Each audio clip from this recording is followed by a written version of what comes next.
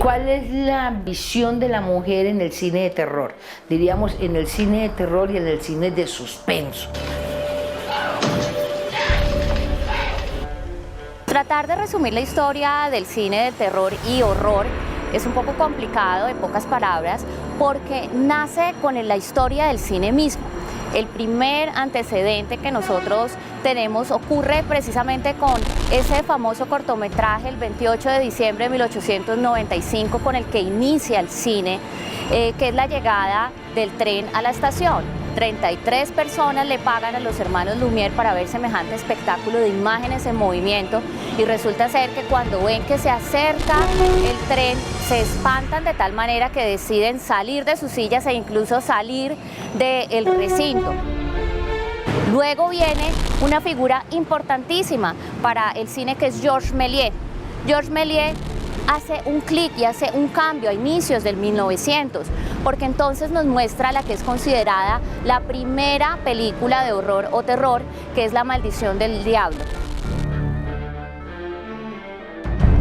Así cerramos hasta que llegan los años 60 y aparece una figura importantísima para el género cinematográfico del que estamos hablando hoy o que nos corresponde, y ese es Alfred Hitchcock con la película Psicosis.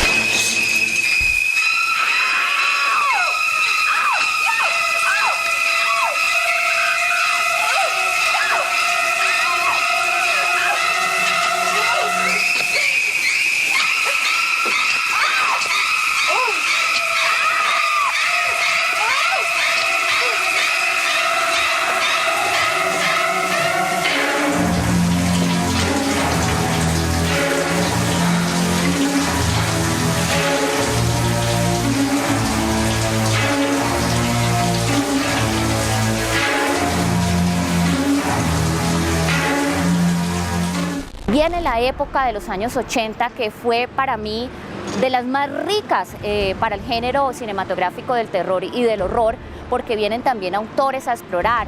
Entonces tenemos a Steven Spielberg, que pasa de la ficción y se hace una película de horror que es Poltergeist, que todo el mundo también la podrá recordar, y entonces viene Martes 13, y entonces viene Chucky, y entonces vienen todos, es Freddy Krueger, por ejemplo, y vienen todos estos personajes que han adornado el universo cinematográfico del cine de horror y del terror, eso para los años 80.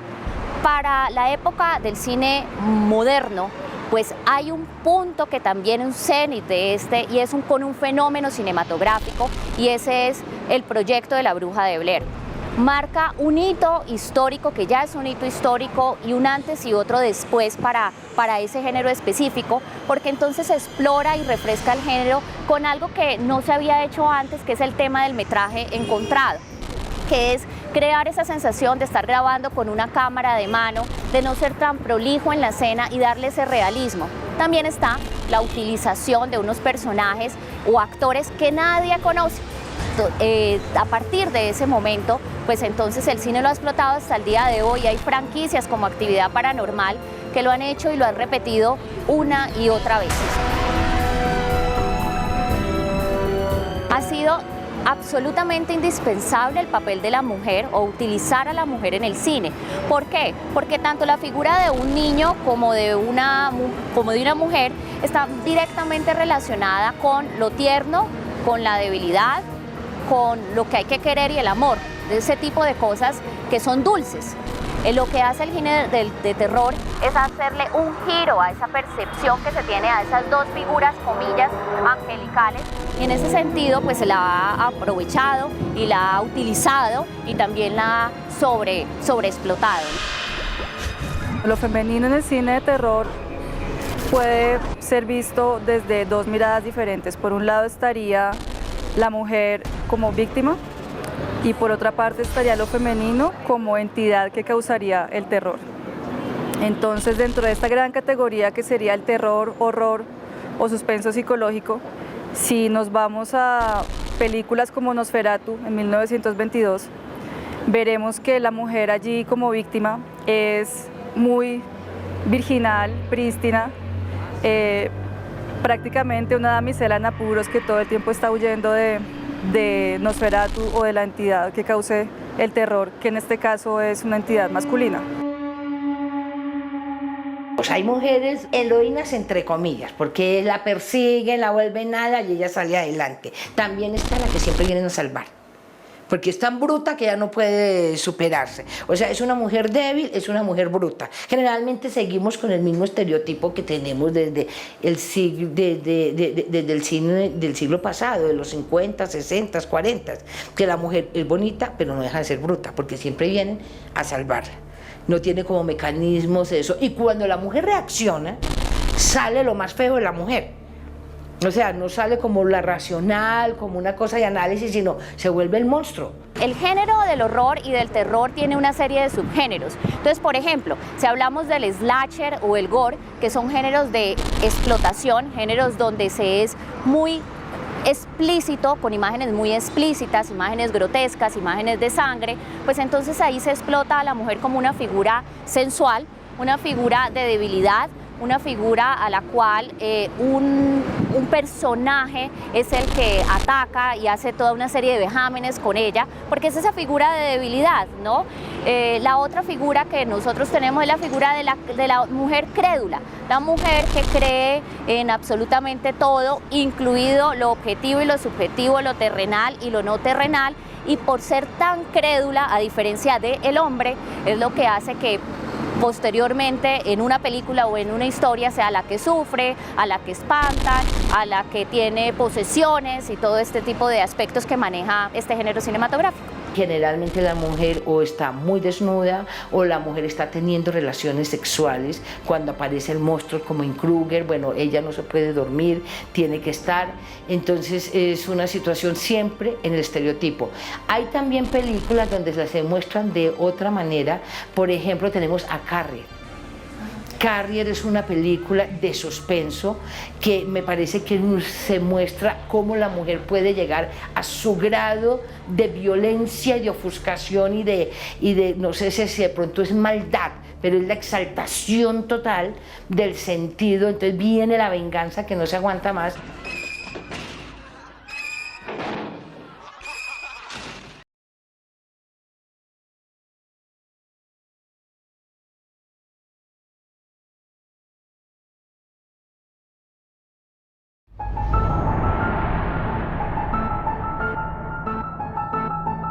Aquí entró el famoso Halloween, que es una fiesta celta ligada a los santos, que se celebra el 31 de octubre y que se ha ido expandiendo en Colombia y en América Latina gracias al espíritu del capitalismo. El Halloween es una celebración pagana que la toman los anglosajones, ¿no? Ya desde 1840, y alrededor de ella hay una tradición que ha sobrevivido hasta el día de hoy. Esa tradición no solo consiste en que se disfracen, sino que alrededor de ellos hay una cena, alrededor de ellos está la visita a las casas encantadas, que son muy populares en Estados Unidos y hoy existen y también han sido fuente de inspiración para varias películas cinematográficas de estos dos géneros cinematográficos. Así que alrededor de ella también está la lectura de literatura que genere miedo y por ende ahí viene y aparece las películas para consumir durante esa época que ya dejó de ser de un día. Nosotros cinematográficamente o en la industria se habla de todo un mes. Al capital le conviene mostrar el cuerpo y entonces ahora desnuda a nuestras mujeres y también quiere desnudar a los hombres. Lo que pasa es que los hombres somos más feos para mostrarnos desnudos, entonces por eso todavía no somos objetos de toda esa propaganda un poco de mal gusto que tiene que ver con la exhibición del cuerpo. En este mes vendemos mucho las piratas, las brujitas, reina de corazones, y todas en sí se venden todas porque son muy sexys. Entonces, como es un día especial, entonces es para uno divertirse y reírse de la vida, porque es un día que uno puede disfrutar. Para las niñas, ahorita por ejemplo, ya les gusta mucho lo que es Sofía, la princesa Sofía, Ana, Elsa y las princesitas que siempre han estado de moda, como Rapunzel, Valiente, las Popstar y la Barbie Power, que es la ahorita que está en moda. Sí, normalmente desde que están mis hijos, normalmente me disfrazo para acompañarlos. Cuando es la fiesta, de pronto una fiesta del Día de los Niños en el colegio, sí, pero como para celebrar el Halloween no me gusta. Ahorita pues de que tengo mi hija, me trato de disfrazar para acompañarla. Normalmente no es normal, pero sí es el ideal y más con fiestas que se celebran en las empresas o con amigos. Normalmente no, muy simple, unas orejitas o algo así.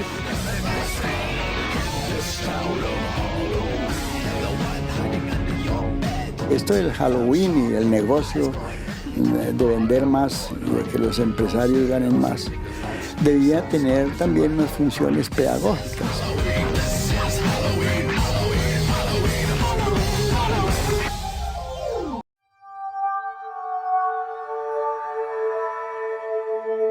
Hay un momento determinado en la Edad Media en que las hechiceras se convierten en brujas y la Iglesia se encarga de consagrarlas gracias a su política represiva y de exterminio de todas esas formas que practicaba la mujer desde la antigüedad. En Europa hay una guerra, digamos, a muerte contra todas estas mujeres y para eso en el siglo XV el Papa Inocencio ha otorgado una bula que le permite a la Iglesia, especialmente la da a 2 dominicos para que inicien un proceso inquisitorio en todos los países europeos, que eso llevó a la muerte de miles de mujeres quemadas en la hoguera como consecuencia de la intolerancia de la Iglesia. La que va a sufrir, diríamos, las consecuencias de toda la represión es la mujer, porque son ellas las que en un momento determinado tienen que salir al bosque, sobre todo cuando están perseguidas de noche, a buscar las hierbas, los elementos, los frutos, lo que necesitaban para hacer sus medicinas. Entonces se construye la imagen de una mujer fea, de una mujer horrible, de una mujer diabólica, y resulta que las brujas no eran tan feas. Pues todo esto se convirtió como en unas estructuras maléficas, ¿no?, que hacían estas hechiceras, y se les acusó precisamente de estar alterando el cuerpo y la obra de Dios. Es ese vínculo, digamos, de la mujer con el hogar, con las tradiciones ancestrales, con la defensa, diríamos, de un futuro mejor, de querer, diríamos, o buscar protección en el medio. Eso la hizo objeto sistemático de persecución. No hay, digamos, un traje especial, siempre se le pintó como un personaje extraño, pálido, deforme, nariz larga, de vestido negro y montado en una escoba. La bruja hoy día ha sido abstraída de su realidad. La han convertido en objeto comercial, un objeto de distracción. Pero vale la pena de que los niños conozcan que esas mujeres representan una época de terror contra la mujer y de terror contra las creencias ajenas a las creencias oficiales. Y también que constituye una época de intolerancia y que esas mujeres, esa bruja con la cual hoy día se divierte, es el símbolo de miles de mujeres inocentes, mujeres, niños y niñas también, que fueron quemados, que fueron llevados a la hoguera y que fueron sacrificados porque hacían prácticas mágicas buenas y otras malas.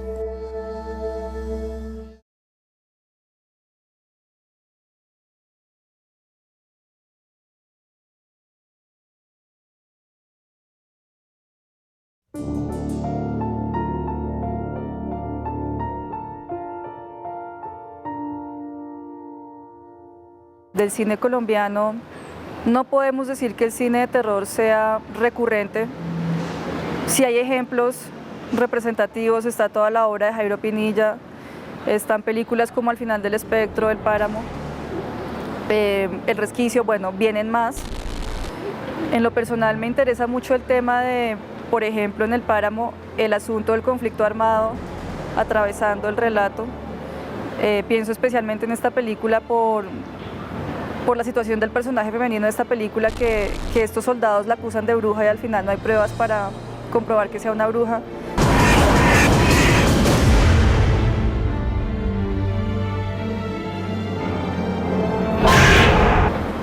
Entonces, en el caso de Carne de tu carne, este par de hermanos que pasan a ser como una especie de vampiros, especialmente el personaje femenino, vampiresa, Madremonte, intentan ser reprimidos, pero al final también triunfan. El final es que ellos resucitan de una tumba y van por ahí haciendo de las suyas. Me gustaría hacer ese contraste entre la tradición norteamericana, en la cual este tipo de deseos al final son castigados, ya sea por el suicidio del personaje o porque lo matan o es recluido, mientras que aquí no hay castigo, por lo menos no en este par de ejemplos que son representativos del género aquí en Colombia.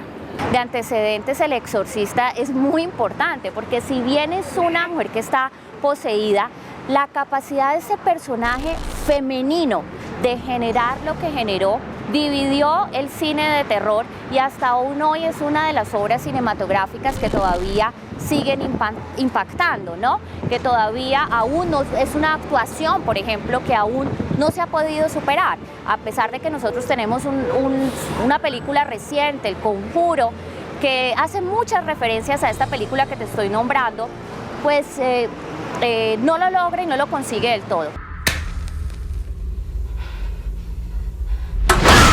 Hay un clásico del cine que se llama La Caja de Pandora.